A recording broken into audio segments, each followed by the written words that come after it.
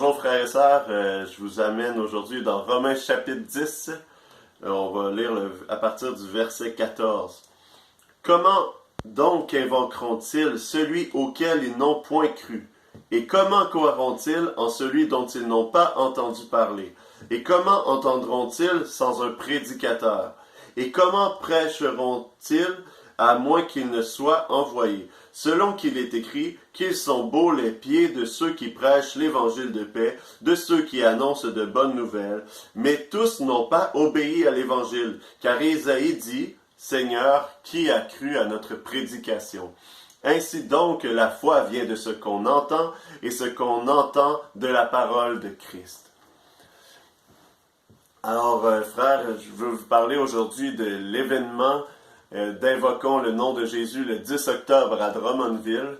On va changer la formule qu'on a utilisée le 26 suite aux décrets qui ont passé dans le but de ne pas attirer de problématiques inutiles, puisque notre but est de pouvoir prier pour notre nation et de pouvoir proclamer l'évangile du royaume.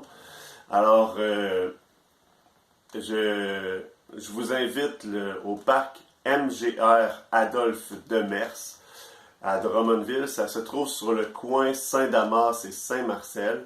Je vais sûrement rajouter des photos jointes à la vidéo ou sur le groupe Invoquons le nom de Jésus. Alors, c'est ça. Le Seigneur Jésus nous a dit lorsqu'il était sur terre dans Luc 10 de prier le maître de la moisson, d'envoyer des ouvriers dans la moisson. Parce que les champs sont blanchis et la moisson est prête. On est dans une saison de troubles, d'instabilité, et les gens ont une recherche présentement.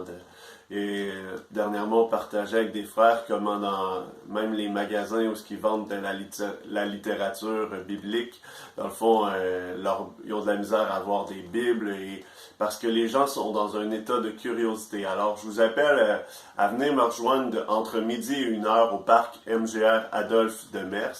Et entre midi et 1h, je vais rester dans le parc et je vais sûrement louer avec ma guitare ou prendre un temps à attendre, voir qui va venir se rejoindre à cette journée. Et à partir d'une heure, on va partir dans plusieurs directions, on va former plusieurs petits groupes pour pas chercher à attirer l'attention ou de toute forme de problématique. Mais on va aller intercéder pour la ville de Drummondville, on va aller intercéder aussi pour le Québec, mais on va aller aussi proclamer sa parole, évangéliser les personnes qu'on va rencontrer et aussi avec des mégaphones, sûrement on va aller prêcher dans les endroits où il y a du monde. Fait que selon que le Seigneur vous dirigera, en fait, c'est une invitation à chaque personne du corps de Christ de venir s'unir à nous et de partager le don qu'il a reçu.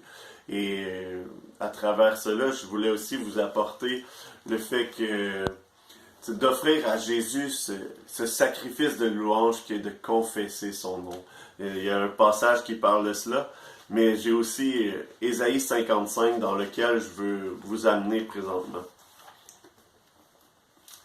Dans Ésaïe 55, à partir du verset 6, je vais vous lire « Cherchez l'Éternel pendant qu'il se trouve, invoquez-le tandis qu'il est prêt. Que le méchant abandonne sa voie et l'homme injuste ses pensées, qu'il retourne à l'Éternel, qui aura pitié de lui, et à notre Elohim, car il pardonne abondamment. Car mes pensées ne sont pas vos pensées, et vos voix ne sont pas mes voix, dit l'Éternel. Car autant les cieux sont élevés au-dessus de la terre, autant mes voix sont élevées au-dessus de vos voix, et mes pensées au-dessus de vos pensées.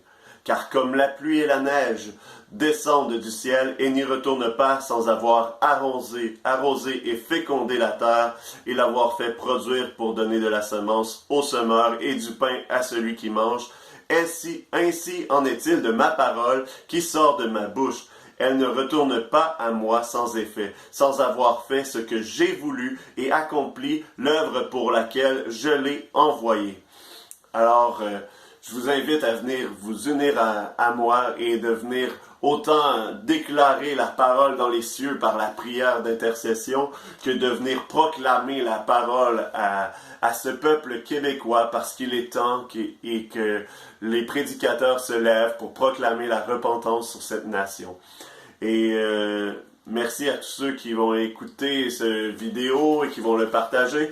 Puis merci à tous ceux qui vont venir. Je m'attends pas à ce qu'on soit une foule surnombreuse vu les situations.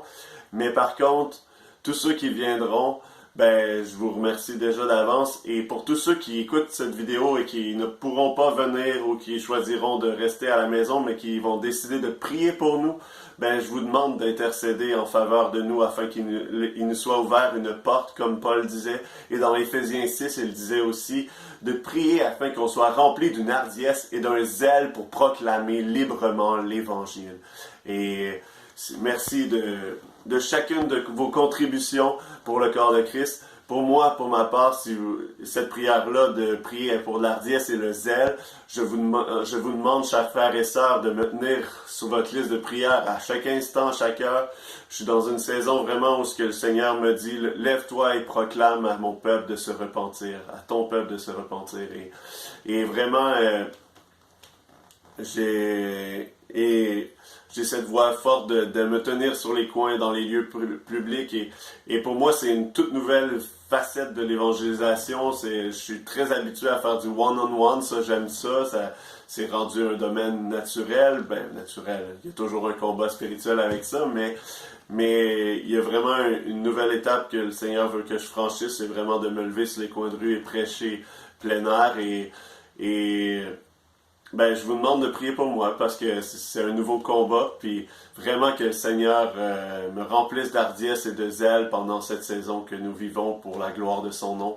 Puis prier pour que vraiment qu'il se produise un réveil au sein de l'Église du corps de Christ, de se lever, de sortir des murs et de l'emprisonnement, de l'enfermement pour venir dans la liberté en Jésus-Christ et de se lever et d'aller proclamer dans chaque ville, dans chaque nation que Jésus est Seigneur avant son retour. Soyez bénis.